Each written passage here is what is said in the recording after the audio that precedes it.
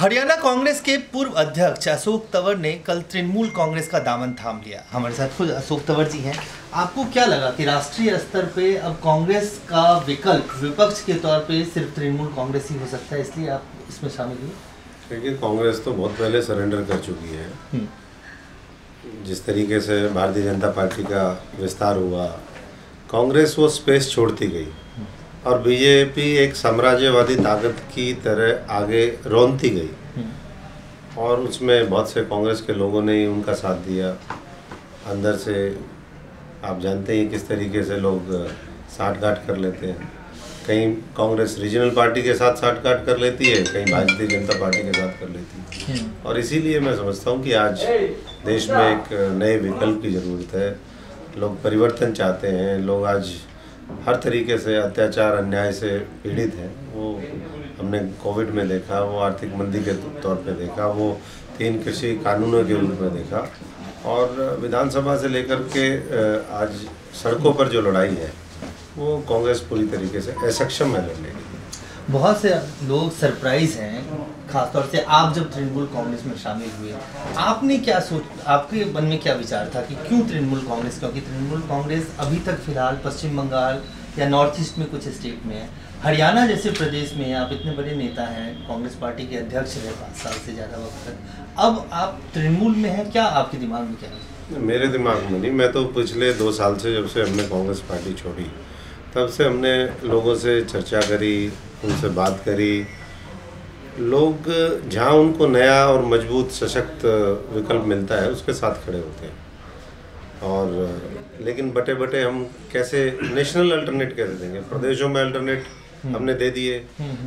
दिल्ली में कोई है, आंध्रा में कोई है, तमिलनाडु में कोई है, लेकिन उनके बीच में से कौन आज देश की लड़ाई लड़ना चाहता है, ये महत्वपूर्ण। और जो हमने सबसे चर्चा करी, जीवन के संघर्ष को ममता दीदी के हमने देखा, उनकी सादगी को देखा हम भी, और उनको भी ऐसे ही कांग्रेस से बाहर किया गया था जैसे हमें किया गया कि उन्होंने किया, वही सेटिंग करने वाले लोगों ने किया। आज भी वही है। ऐसे विभिन्न प्रदेशों की स्थिति है और क्योंकि एक पुरानी पार्टी है, लोगों को मौका भी मिला, लोगों ने सीखा भी, लेकिन जो आज स्थिति हो गई है, गुटबाजी, अनुशासनहीनता, कामचोरी, भ्रष्टाचार के बड़े बड़े जो है लबादे उड़े हुए लोग, तो ऐसे में वो मुझे नहीं लगता कि लड़ सकते हैं। क्या आपके दिमाग में ये भी था कि बीजेपी को कोई अगर हरा सकता है तो ममता बनर्जी और टीएमसी ही हरा सकती है? क्योंकि पश्चिम बंगाल के नतीजों से साफ हुआ। एक वक्त था अब राहुल गांधी के बहुत करीबी थे, उनके पसंद थे, काफ़ी लंबे अरसे तक लोग आपके को लेकर भी ये कहते रहे कि राहुल गांधी की पूरी बैकिंग है अशोक तंवर के साथ। अब जब आप नए विकल्प के साथ जा रहे हैं तो आपको क्या लगता नहीं कि राहुल गांधी नेतृत्व एक ऑल्टरनेटिव देने में नाकाम रहे, इसीलिए आप लोगों ने इस तरह के फैसले लिए? देखिए, मैं उस पर चर्चा नहीं करना चाहूँगा। मैं इतना जानता हूँ कि वर्तमान परिस्थितियों में टीएमसी एक बेहतर और मजबूत विकल्प है जो नेशनली बीजेपी को चैलेंज करने के लिए पूरी, जिसके पास रणनीति है, जिसके पास नेतृत्व है और जिसके पास एक, क्योंकि हम तो पहले भी कांग्रेस पार्टी में रहते हुए बीजेपी से लड़े, आज भी लड़ाई हमारी बीजेपी से। और अगर हमारे पास भी बहुत तरह के ऑफर सब पार्टियों ने दिए, लेकिन मुझे लगता है कि अगर कोई लड़ सकता है तो वो आज तृणमूल है और उसका स्वरूप, उसका सोच और हमें व्यापक करनी है और उसी के ऊपर ममता जी जो है काम कर रही हैं और हमारे जैसे साथियों को अप्रोच किया। और हमारी कोशिश रहेगी कि हम पूरे देश से और अच्छे अच्छे लोग, मजबूत लोग, वो लोग नहीं जो डिस्क्रेडिट हो गए, वो लोग नहीं जिनके ऊपर बड़े बड़े भ्रष्टाचार के आरोप, वो लोग नहीं जो ब्लैकमेलर्स हैं कांग्रेस पार्टी के लिए, लेकिन जो अच्छे लोग हैं, चाहे वो किसी भी विचारधारा से हो, नए लोग हों, जिनके पास सामाजिक पूंजी है, उसको मुझे लगता है कि आज राजनीतिक पूंजी में कन्वर्ट करने की ज़रूरत है। अन्यथा वो लोग जिनके पास 1/3 वोट शेयर है तो देश पे ऐसे ही रूल करते रहेंगे और देश को महापूंजीपतियों के हवाले करते रहेंगे, देश को बेचते रहेंगे और लोग आखिर में यही पूछेंगे कि विकल्प कौन? विकल्प है, सिर्फ देखने की ज़रूरत है और यही दूरदर्शिता होती है।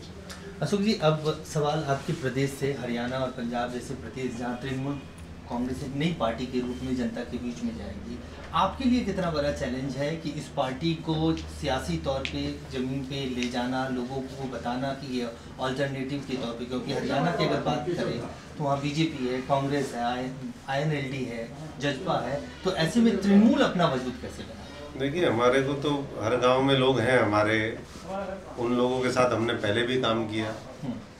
ममता जी को पूरा देश जानता है, तो इसलिए कोई मुझे नहीं लगता कि कोई वो होगा। और जब स्पेस ही खाली हो, वैक्यूम हो, अब ये कमरा खाली था तो आप आगे सब बैठ गए। ऐसे ही राजनीति का स्पेस पूरी तरीके से देश के अंदर खाली है, क्योंकि जब लोग आपस में साठ-गांठ करके लड़ रहे हैं तो लोगों को समझ में आता है।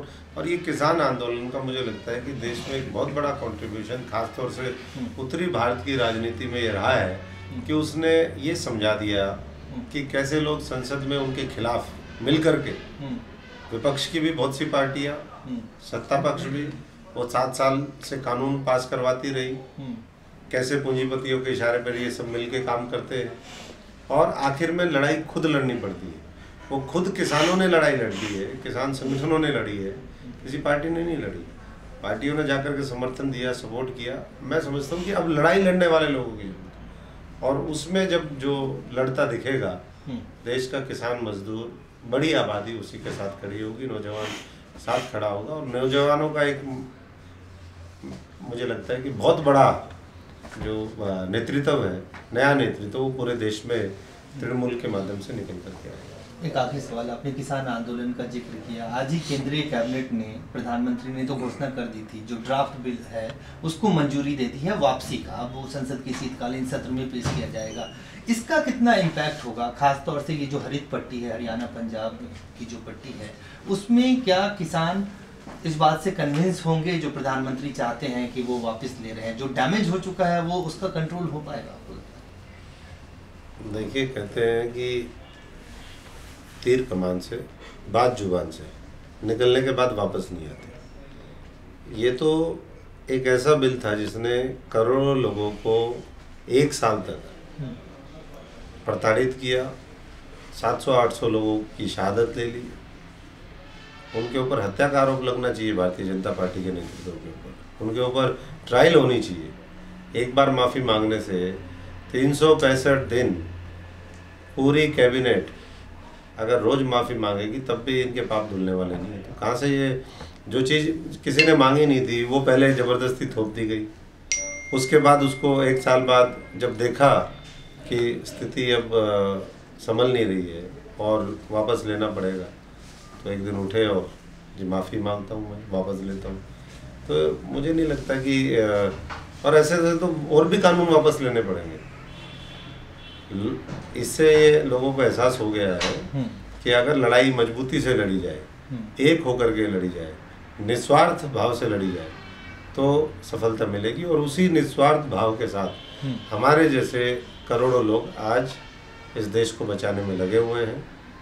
इस भारत की आत्मा, प्यार, प्रेम, सौहार्द उसके अंदर है, लेकिन आज वो ख़त्म हो रहा है। जब तक हम उस संकल्प को लेकर के आगे नहीं बढ़ेंगे, मुझे लगता है कि देश ऐसे ही खंडित होता रहेगा और लोग आखिरी में फिर चुनाव में फिर ढूंढेंगे। तो इसलिए मुझे यही सभी साथियों से कहना है, ख़ासतौर से नौजवानों से, कि ये आपका भविष्य का भारत है, इसको बचाने के लिए आज से शुरुआत करें। और जो लोग दुष्प्रचार करते हैं उस दुष्प्रचार को बहुत तर्कसंगत तरीके से, रेशनलाइज तरीके से समझ करके अपना फैसला ले, अपना नेता चुने। तो ये थे अशोक तंवर।